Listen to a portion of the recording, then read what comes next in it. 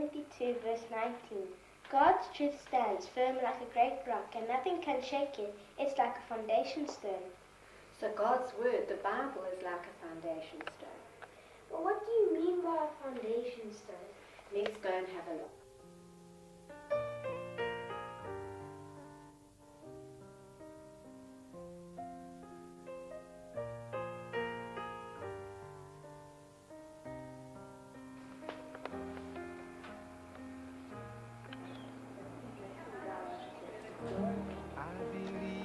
Children are our future. Teach them well and let them lead the way. Show them all the beauty they possess inside. Give them a strength, a pride. Make it easier.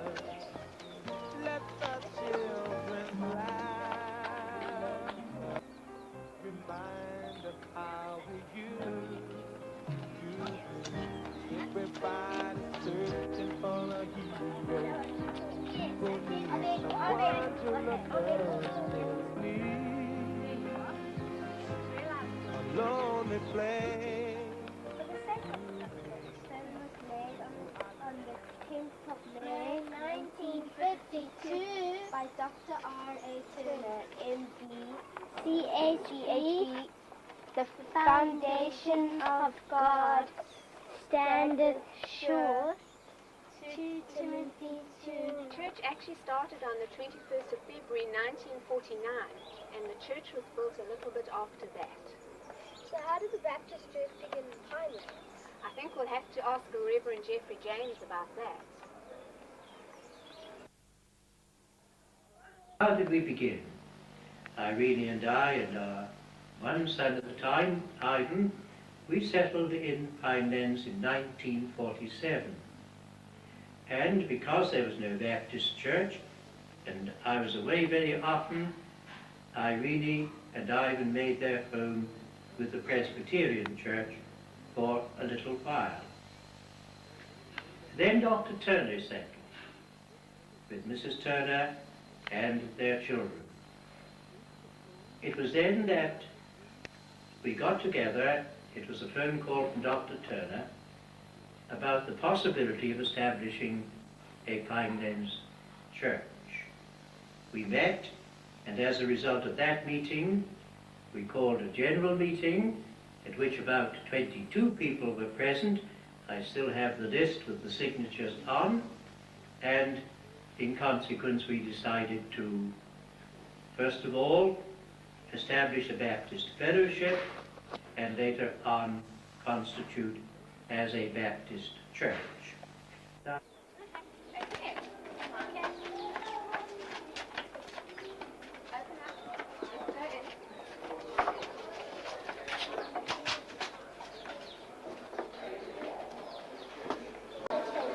1905 to 1983, pioneer missionary in North Nigeria, and also in the Sudan with the Sudan United Mission. Oh, so that's why this is called Turner Hall. He was one of the first church members here. Yes, he had a lot to do with our beginnings here, and this hall was our first church building. I wonder how those people got the land to build on. It must have cost a lot. Well, actually, it cost only 10 cents. Let's ask the Reverend Jeffrey James. at that particular time we had no site. We had no church building, and for that matter we were very small in number. How did we obtain our site? The Pinelands Garden Cities had developed, or were developing, the whole of that area, the new area as it was called in those days, and they had prepared certain ecclesiastical sites. We thought that there were too many in that particular area, and that one of them particularly was too small anyway. So we made representations to the Garden Cities Board and to the municipality as it was developing then, and suggested that certainly the one site should be larger, and that if possible, one of the church sites at any rate ought to be the other side of Forest Drive instead of in that particular area. Well, they did not accept our suggestion with regard to a different location for an ecclesiastical site, but they did accept our suggestion that site X was too small. Believe it or not, they doubled it in size, and although we were not seeking preferential treatment in any way, that was the site allocated to the Pinelands Baptist Church. It meant, of course, that we were able to expand when the need for expansion took place, and we're grateful to Garden Cities for that. Actually, those two sites cost us the princely sum of 10 cents. Now, that's not an indication of inflation at all. It was an indication of the generosity of the Garden Cities board in those days. Churches aren't very rich, you know. No, that's true. Let's ask Ray Holmes about that. The first crises that the young church faced, Percy Twine was the builder. He was a member of the Claremont Church, and he was a very kindly man, but he was a very impetuous man. And the diaconate did the best they could to ask him to only build as far as we had funds for. But I suppose once you're on the job, you want to go, and Percy certainly wanted to go. Meanwhile, we found ourselves in desperate position because whereas we had been led to think that the building societies would lend us money, and we had some very good contacts, when we approached them for a bond, one after another turned us down. Apparently we weren't good enough security for them. And there came a time when our debt to Percy Twine was mounting, and there was no real prospect of our getting the money. And then Gordon West came to our rescue. I'm not sure whether he was treasurer at the time, but certainly he was involved in finance. And just when things were really getting tight, he came with a customer of his, or from a customer of his, a gentleman by the name of Leo Porbosi, who lent us the £6,000, 12,000 rand, which we needed to finish the building and pay off Percy Twine. You've no idea how grateful we were, first of all to the Lord and then to Gordon West for his intervention. It says Dr. Turner was a deacon here. Was there a pastor too? Yes, let me go and show you what he looked like. Cool, let's go. Now is that I believe the children are our future. Teach them well and let them lead the way. Show them all the beauty they possess inside.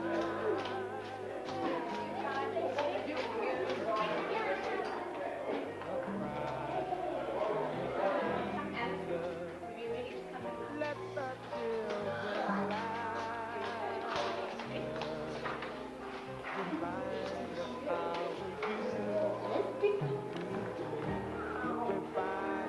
children Just the class hair. He looks so harsh, man. He looks like an army general. I think that's mine. And this was our very first pastor 50 years ago, the Reverend Allinson-Sayer. Mr. Allinson-Sayer was a very keen horticulturist, and a lot of his preaching centered on gardening and lessons from the garden. So old as the pictures. I was wondering, where did these pastors live? Here in the church? The first one lived in Tokai, and then the church built him a house here in Pinelands. How did they get the house from the minister? Well, they saved up a lot of money, and then that story had a happy ending too. Then we obtained our church, our manse site. Again, this was rather wonderful in that a friend of ours had obtained a site to build a house. But before he built, he was transferred back to Durban, from whence he had originally transferred to Pinelands, and he was anxious to sell his plot. We were prepared eventually to buy it. Let this be clear, especially for our younger members, we had precious little money, and it took us a long time to decide to pay £250 for a plot in those days, but we reached that decision. In the event, our friend, and I think we must mention them, Mr. and Mrs. Raymond Gorban, they now live in Richmond, decided to donate that plot to us. So, has there been a church so wonderfully favoured with a double ecclesiastical site and a church manse site donated by kind friends or by the powers that were at that particular. God helping us to begin the church. Yes, God was helping them all the way, and there were big crowds here to see it open on the 21st of February 1952. Here we have people gathering. Behind these heads you see where the church is now. This is Frida Becker's father, Reverend Garrett. It is back to us. So folk That's arriving. Mrs. Turner, Dr. Turner. Riesig from your Gordon West.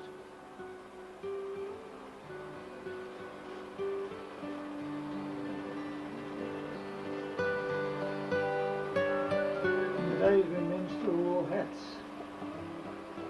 This Daddy Rowland, Noel Rowland's father, lived to be 102 years old, member of the Orange Street Baptist Church. Cape Town in those days. Wade Street.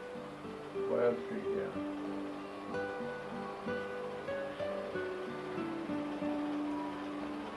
This would have been the Green School site over there. That's Stan Atkins taking some goodies to the kitchen. The ceremony has begun. None other than Ray Holmes turned the key of the Turner Hall and opened the door.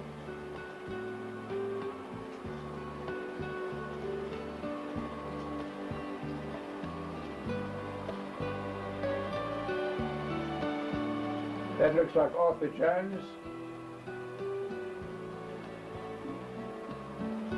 And that Herbie End of the Cape Town Church. The people dressed quite strangely then. All the men and ladies wore hats. And those cars probably belong in a museum. And years later, they grew out of the space in the church and they had to build another one. Did that have a foundation stone too? Yes, it's going to have a lot.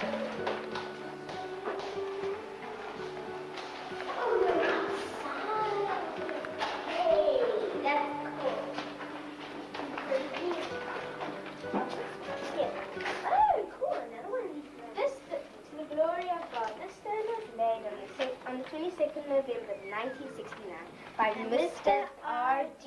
Holmes, B.A. No other foundation than Jesus Christ.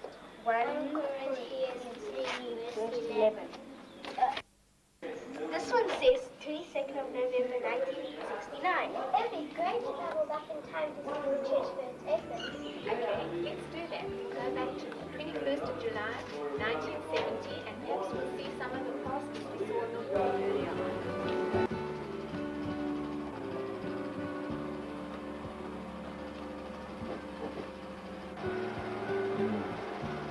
Inside the nursery school grounds.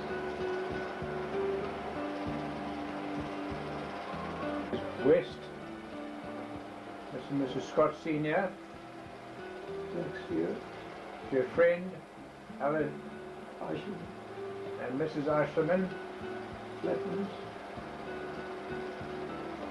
Boyda Gordon, Dr. Turner, Mrs. Turner, Ken and Alma Crallen, and their Beverly, Robert Jones, Jock Skirman, who is in charge of the building, Norman Cliff behind him, Nora Turner, Nora Hughes, Ray Holmes,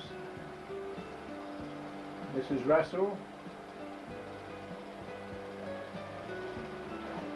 Hammer, Peter Hammer and Bill McDougall.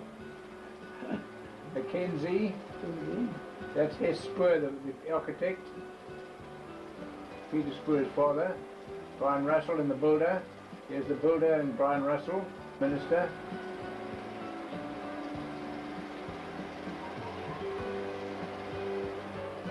Mary Dennison.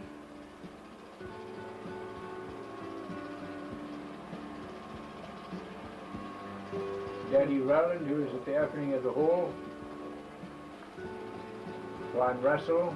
Doc Skirman, who was the building supervisor. That's the flash of white hair.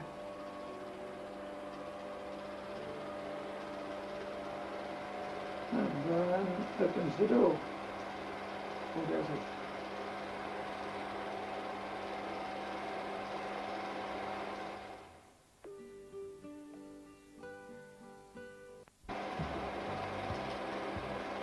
Gordon West, Merle Holmes,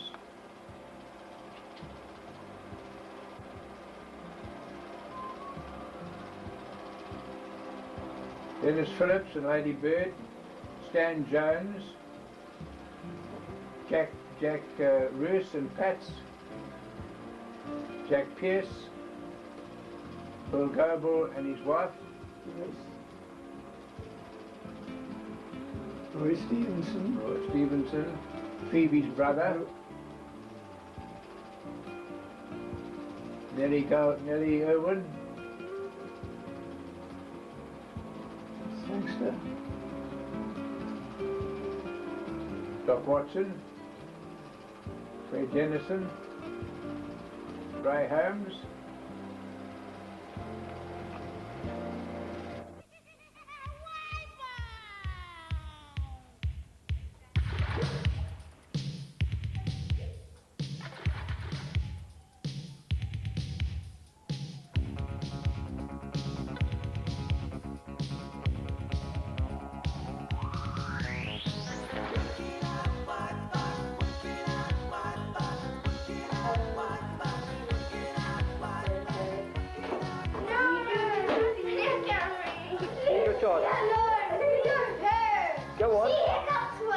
Go on.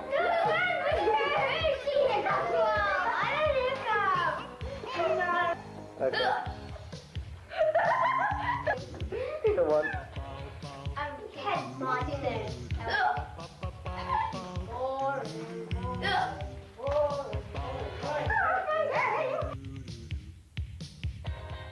Go.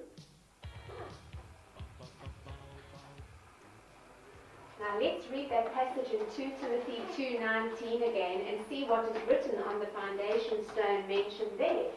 God's truth stands firm like a great rock, and nothing can shake it. It's like a foundation stone with these words written on it. The Lord knows those who are really His. Thank you. So God knows us as His people, and just as the stone is secure when well laid, He will not let us go. How important it is to make sure the Bible is the foundation of our lives, and that will last for all time, not just 50 years like this church. Well, that's the end of our lesson today, all about foundation stones and the Bible being the foundation of our lives. And so we'll see you next week. Don't forget that memory verse. We won't. Bye. Bye. See you next week.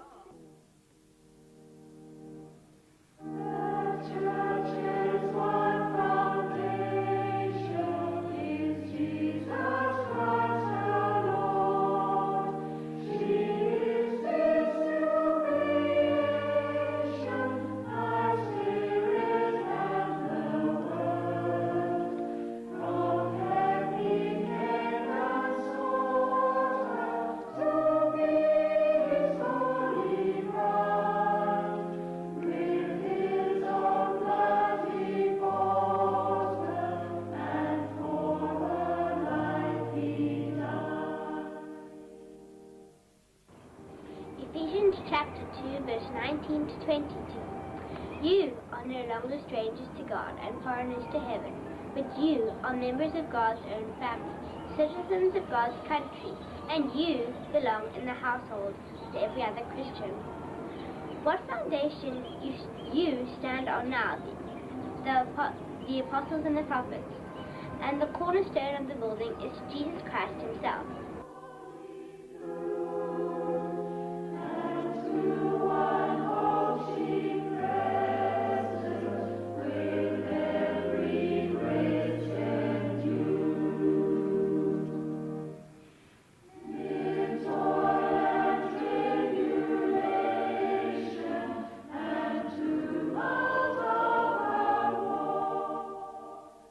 Peter chapter 2 verses 4 to 6. Come to Christ, who is the living foundation of a rock upon which God builds. He is very precious to God, who has chosen him above all others. And now you become the living building stones for God's use in building his house. Shall be the church at rest. Yet she on earth have union with God the Three in One, and this is sweet communion with those whose rest is won. Oh, happy ones and holy, Lord, give us grace that we, like them the meek and lowly, on thy name. And these are the credits. My name is Tony Shaw, Alison Jen, Kelly Rodwell, and Ken Scribner. And this is our teacher, Barbara Rogers, and the cameraman, John Wyatt. The children